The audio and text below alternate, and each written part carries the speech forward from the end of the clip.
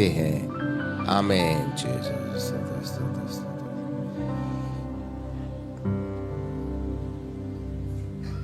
Hallelujah.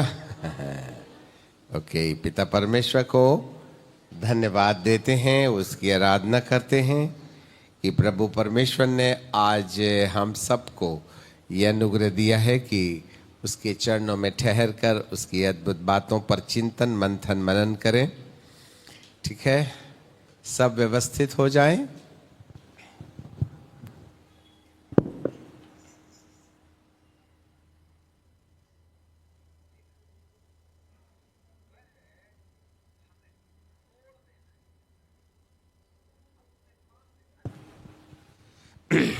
Ready? प्रभु परमेश्वर को धन्यवाद देते हैं, उसकी आराधना करते हैं। आज अपने आत्मिक उत्थान और परमेश्वर के हृदय की बातें समझने के मद्देनजर आज हम पढ़ना चाहते हैं दूसरा पत्रस की किताब और उसका पहला अध्याय और उसके तीसरे पद में। 2 Peter chapter 1 and verse 3। आगे भी, क्योंकि उसकी ईश्वरीय सामर्थ्य ने सब कुछ जो जीवन और भक्ति से संबंध रखता है हमें उसकी पहचान के द्वारा दिया है, जिसने हमें अपनी ही महिमा और सद्गुण के अनुसार बुलाया है। रुक जाइए। अपनी ही महिमा और सतगुण, सत्य धन गुण बराबर सतगुण जी। और महिमा का मतलब होता है पवित्र आत्मा के द्वारा किसी भी व्यक्ति के जीवन में परमेश्वर के मन या उसकी योजना के अनुसार जब पवित्र आत्मा कोई घटना घटित करते हैं तो उस घटना को महिमा कहते हैं। इट्स अ मिरेकल,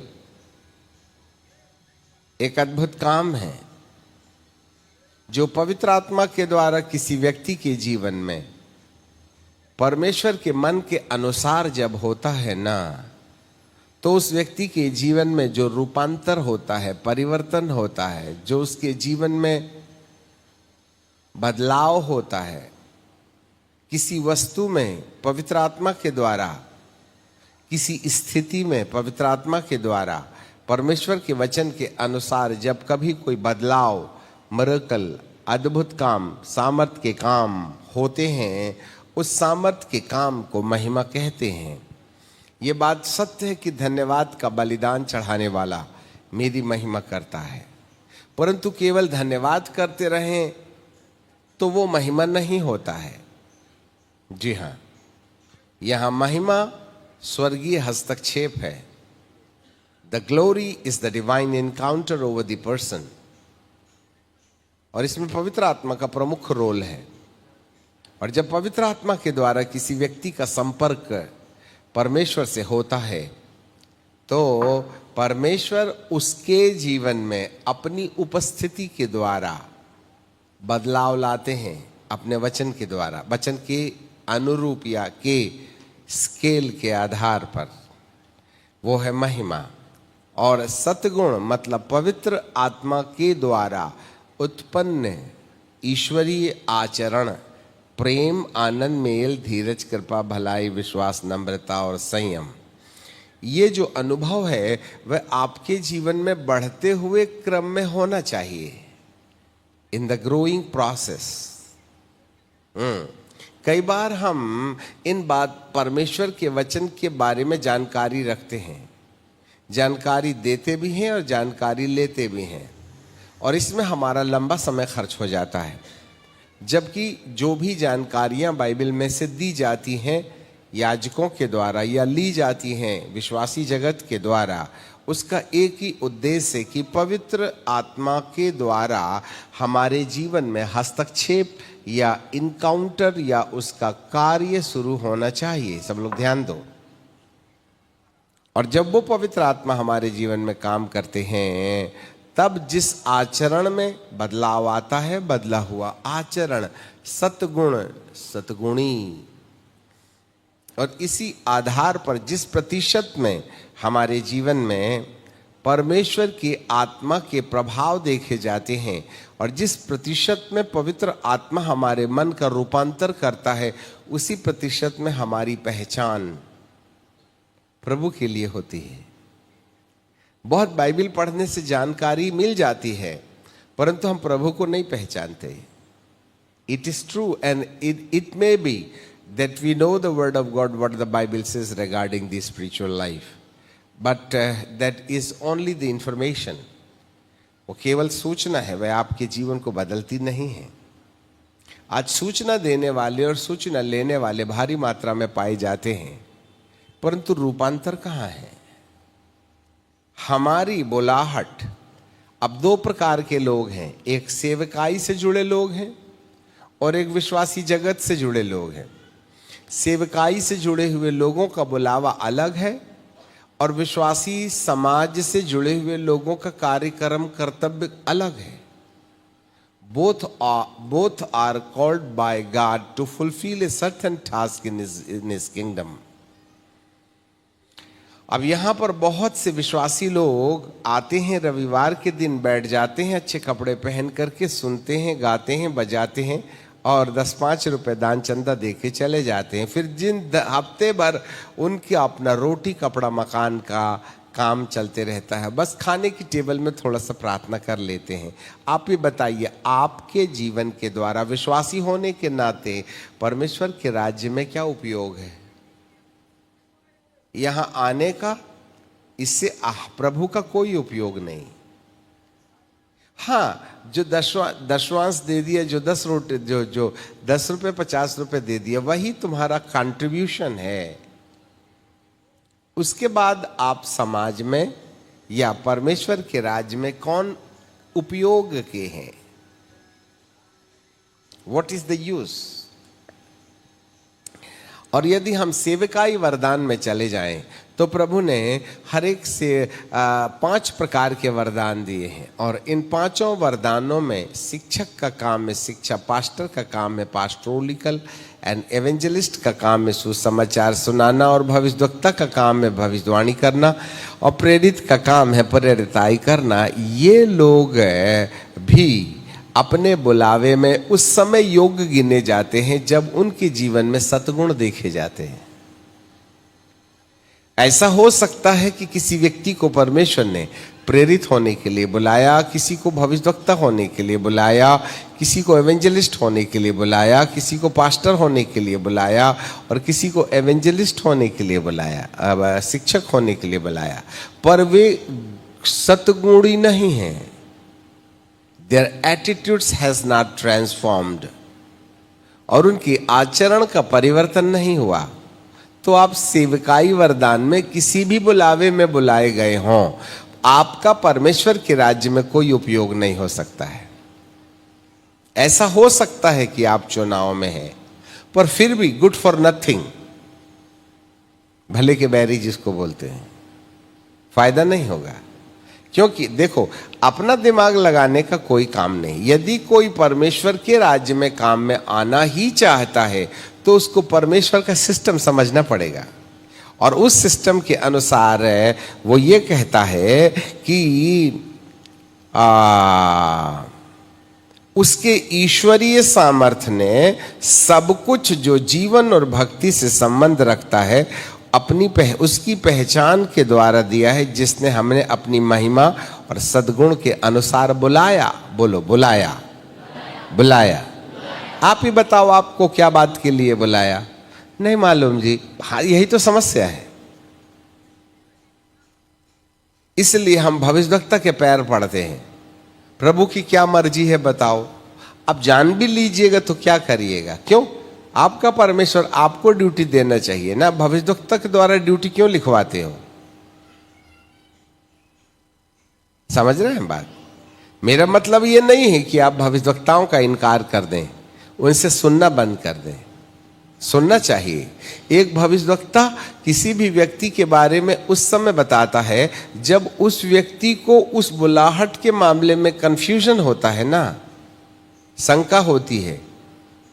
वह सुन जरूर लेता है प्रभु से, उसकी दिव्य वाणी, परंतु उसको बार बार शंका होती है कि ऐसा है कि नहीं है, ऐसा है कि नहीं है।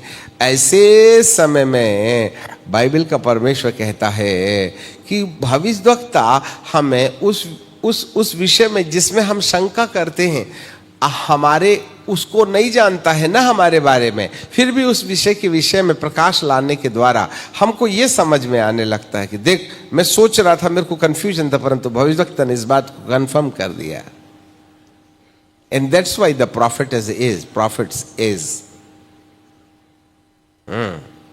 हमें समझ में नहीं आता, बहुत से लोग अपने जीवन का निश्चय किसी भविष्यद्वक्ता के कहे अनुसार निश्चय करते हैं, और यदि वो भविष्यद्वक्ता ने सिर से बोला होगा तो जा अपनी संपत्ति बेच दे और चर्च में दे दे। यदि उसने भाव आवेश में बोला होगा और परमेश्वर में उसका कोई हाथ नहीं और आपने संपत्ति बेच दी, तब क्या होगा आप बताओ।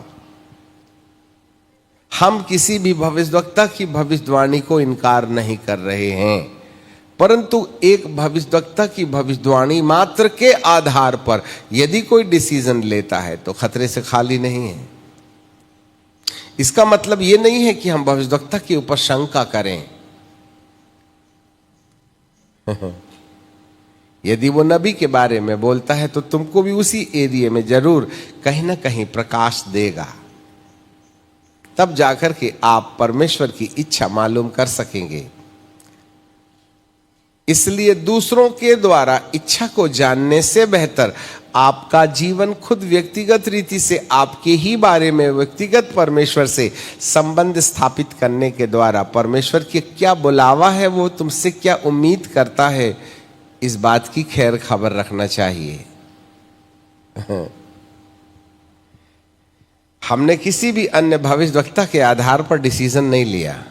यदि मेरा प्रभु मुझको बुलाया है तो वह मुझसे व्यक्तिगत बातचीत करेगा। यदि मैं शंका में हूं तो भविष्यद्वक्ता के द्वारा कंफर्म करेगा कि शक मत कर, तब मुझे दृढ़ निश्चय हो जाता है। अब यहां पर बाइबल का परमेश्वर कहता है हमारे बुलावे का आधार क्या है। क्या विश्वासी लोगों को केवल बेंच में गर्म करने के लिए ड्यूटी दिया क्या? आइए रविवार के दिन गाइए बजाइए, 100 रुपया डालिए और चले जाइए और पूरा हफ्ता भर मोबाइल में बिजी रहिएगा, तो आपके जीवन का मेरे परमेश्वर के राज्य में क्या उपयोग? क्या आप केवल 100 रुपया डालने के लिए बुलाए गए हैं? रविवार के दिन जाना, बेंच पकड़ के बैठे रहना और फिर घर चले जाना और तकलीफ में रहना? हाँ। क्यों विश्वासी को विश्वासी जगत के आधार पर यह एहसास नहीं हो रहा है कि मेरा टाइम वेस्ट हो रहा है? देखो, रोटी कपड़ा मकान तो बंदर से लेकर चिड़िया तक कमाती है। चिड़ियाओं के भी बच्चे होते हैं, वो भी सेती हैं। अभी हमारे नए बंगले में चिड़िया बेचारी 3-4 चिड़ियाएं हैं, रोज ला के पत्ती गिराती हैं और जहां बनाती वहां घोंसला बन ही नहीं रहा है। 15 दिन से नीचे कचरा होता है, वो उधर फंसा के जाती है, नीचे गिर जाती है, फंसा के जाती है। ऐसा लगता है 3-4 दिन से 2-4 घास फंस गए हैं, इसलिए अब उनके घोंसले बनाने का श्रम सुबह 5 बजे 6 बजे से उठ करके बेचारी दिन भर कसरत करती हैं। पता नहीं कितने दिन हो गए उनका घोंसला नहीं बना। तुम भी सुबह से शाम रोटी कमाते, तुम में और चिड़िया में अंतर ही क्या रह गया? वो तो कम से कम सुबह 5 बजे से 6 बजे तक धन्यवाद हालेलुया चाव चाव चाव चाव चाव चाव चाव चाव चाव चाव। अपन तो उठते बराबर व्हाट्सअप देखते हैं, रात को 12 बजे किसने है ना हमको व्हाट्सअप किया था। अरे महापापियों, मोबाइल शुरू करने से पहले खुदा की इबादत तो कर लिया करे। तुमसे बेहतर है वो चिड़िया है। रविवार के दिन चेहरा दिखाइएगा। भाई, आपको सोचना पड़ेगा कि मैं परमेश्वर के राज्य में किस काम का हूं। रोटी कपड़ा कमाते कमाते तो आप कब्रिस्तान चले जाइए, पर ये पापी पेट को कभी नहीं भर सकते आप। आखिर मरते समय भूखा मरोगे, ग्लूकोज खा खा के मरोगे। क्या फायदा? हाँ। पर ऊपर के लिए भी तो कुछ ले जाना चाहिए ना। कभी विश्वासियों के दिमाग में ये नहीं आती है सोमवार के दिन, रविवार के दिन छोड़ो, कोई और दूसरे दिन चलते हैं, थोड़ा सा भवन झाड़ आएंगे, वहां की खिड़कियां साफ कर आएंगे, वहां पौधे लगा आएंगे, वहां पोछा लगा देंगे, वहां जाला निकाल देंगे। कुछ तो दिमाग में आता कि परमेश्वर के भवन में यदि मैं अपनी आम कलीसिया को या फिर बालाघाट या भरवेली की कलीसिया को, यदि मैं, आप जाकर के बरामदे के बाहर देखिएगा, सिर्फ इस गेट के बाहर जाके देखिएगा और चारों तरफ नजर उठा के देखें, शायद गरीब से गरीब व्यक्ति भी होगा ना, तो उसके घर में इतनी गंदगी नहीं होगी जितनी गंदगी आपके इस दरवाजे के सामने पड़ी हुई है। प्रभु का भवन उजाड़ पड़ा है, घर को दौड़ा जाता है। विजिटिंग करने भी नहीं जाइएगा, परिवार को लेकर प्रार्थना भी नहीं करिएगा। प्रभु के भवन में आपके लिए कोई होगा जो कुर्सी को साफ करके रखेगा, बेंच को साफ करके रखेगा। आप आइए, बिस्किट खाइए और चूरा वहां गिरा के चले जाइए। हर एक व्यक्ति को जानना पड़ेगा for what purpose you are coming here, आपकी क्या जवाबदारी है।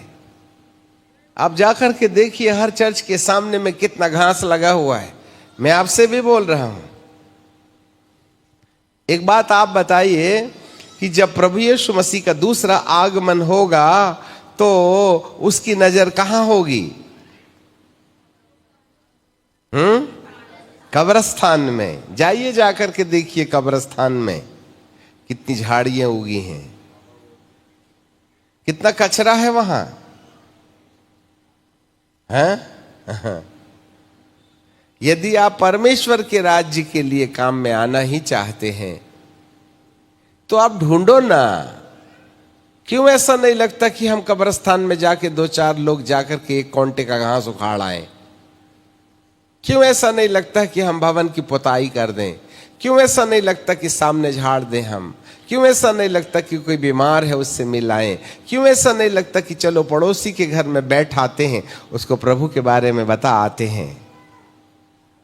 आज विश्वासी जगत का बुलावा शिथिल हो गया है। हमें सिर्फ आशीष लेना आता है, और यदि हमने ना वहां कोने में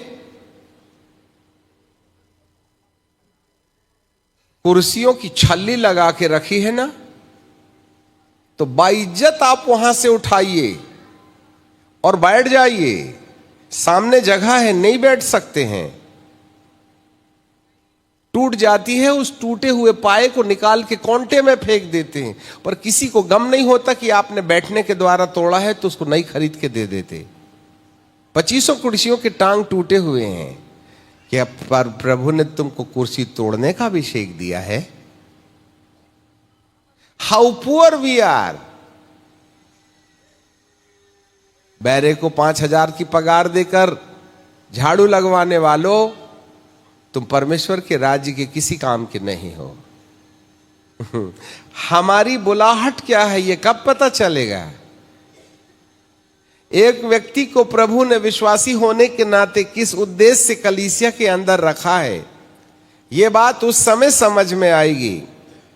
कई बार हम अपनी कलीसियाओं में देखते हैं, अजी सब लोग आते हैं जी, हाँ बालाघाट की कलीसिया भी ध्यान से सुने जी, सब लोग आते हैं जी, और दुआ जैसे ही खत्म हुई अपना अपना बैग संभाले भागते ही भागते हैं जी। हम क्या बताएं, हम ये भी समेटते हैं, किसी को बोलो ये अनाथों और विधवाओं को खाना खिला रहे, बोले तुम खिलाओ, वहां रहते हो तुम खिलाओ, हम काय को खिलाएंगे? मतलब तुम परोस भी नहीं सकते हो बने बनाए खाने को। For what God has added you with the church. Hallelujah. जो केयर टेकर रहता है उसके सिर में गिर जाते हैं। 100 रुपए में तुमने खरीद लिया है नौकर, भाई साहब, यहां पर बाइबिल का परमेश्वर कहता है कि तुम परमेश्वर